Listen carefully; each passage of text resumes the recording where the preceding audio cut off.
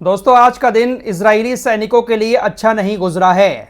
क्या कुछ हुआ है इजरायली सैनिकों के साथ गाजा के अंदर, क्या कुछ हुआ है लेबनान के बॉर्डर पर, सारी चीजें आपको इसमें बताऊंगा। और भी बहुत सारे अपडेट हैं, एक एक करके आपके सामने रखने की कोशिश करूंगा।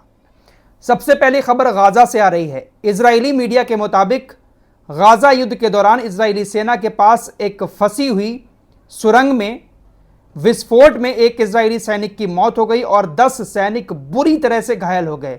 3 सैनिक ऐसे हैं जिनकी हालत बेहद गंभीर है, आखिरी सांसें ले रहे हैं।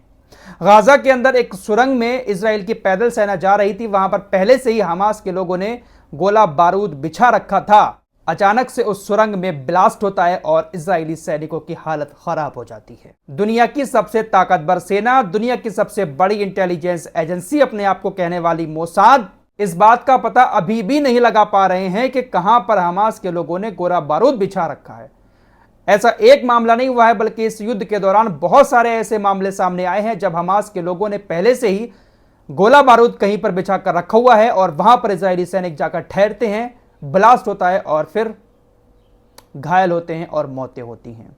इसके अलावा हमास की सैन्य शाखा अल कसाम ब्रिगेड ने घोषणा की है कि उसके लड़ाकों ने गाजा शहर में ताल हवा पड़ोस के दक्षिण में अल यासीन 105 गोले के साथ एक इजरायली सैसरिट सैन्य वाहन और एक D9 सैन्य बुलडोजर को निशाना बनाया। हमास रोजाना इजरायली सैनिकों पर हमले कर रहा है। आज का दिन इजरायली सैनिकों के लिए गाजा में तो अच्छा नहीं गुजरा, उधर लेबनान के बॉर्डर पर भी अच्छा नहीं गुजरा है।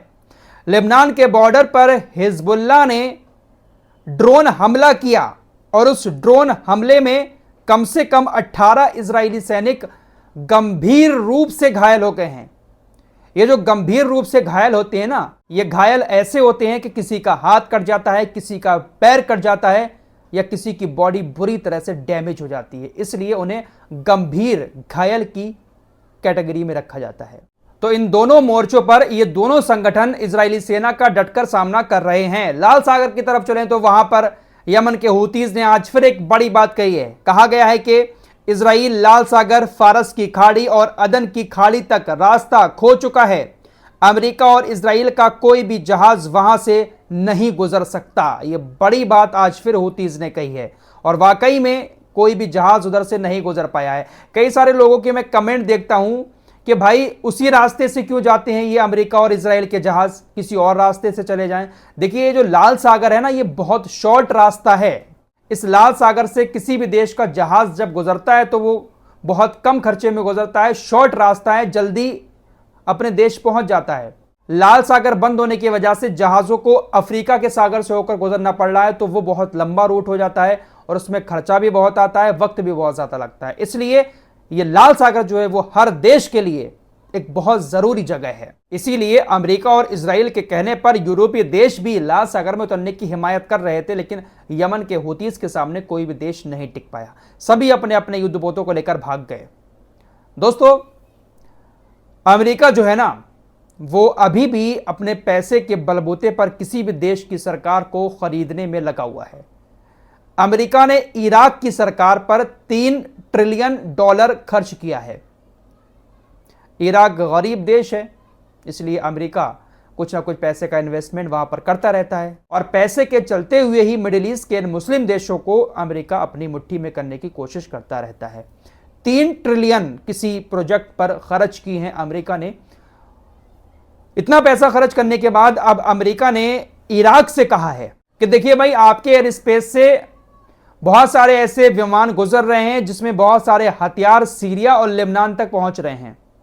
आपको तुरंत अपने एयर स्पेस को ऐसे जहाजों के लिए बंद करना पड़ेगा। अमेरिका ने कहा कि बहुत सारे ईरानी विमान हथियार लेकर सीरिया पहुंच रहे हैं और फिर वहां से लेबनान पहुंच रहे हैं और ये विमान आपके एयर स्पेस का इस्तेमाल कर रहे हैं, आपके हवाई क्षेत्र का इस्तेमाल कर रहे हैं। आपको तुरंत ईरान के विमानों के लिए अपना हवाई क्षेत्र बंद करना पड़ेगा। लेकिन अभी तक इराक की तरफ से किसी तरह का कोई स्टेटमेंट नहीं आया है। तो पैसा देकर इस तरह से अमेरिका दबाने की कोशिश कर रहा है। आपको पहले भी बता चुका हूं कि ईरान डायरेक्ट किसी भी संगठन को हथियार वगैरह नहीं दे रहा है, क्योंकि अगर डायरेक्ट देगा तो इन देशों की नजर में आ जाएगा और ये देश कहना शुरू कर देंगे खुलकर कि देखिए ईरान आतंकी देश है, वैसे कहते तो अभी भी हैं, लेकिन सबूत ईरान के खिलाफ नहीं मिलता है। ईरान किसी ना किसी के जरिए इन संगठनों तक इनडायरेक्टली हथियार पहुंचा देता है। ईरान और इराक की सीमा बिल्कुल मिली हुई है, इसलिए इराक से होते हुए सीरिया, सीरिया से होते हुए लेबनान तक, हिजबुल्लाह तक हथियार आराम से पहुंच जाते हैं। यमन के हुतीज ने आज एक और बड़ा कारनामा किया है। हुतीज ने इजराइल के लिए माल ले जाने वाले एक व्यापारी जहाज ट्रांसवर्ल्ड नेविगेटर को आंशिक रूप से नष्ट कर दिया है।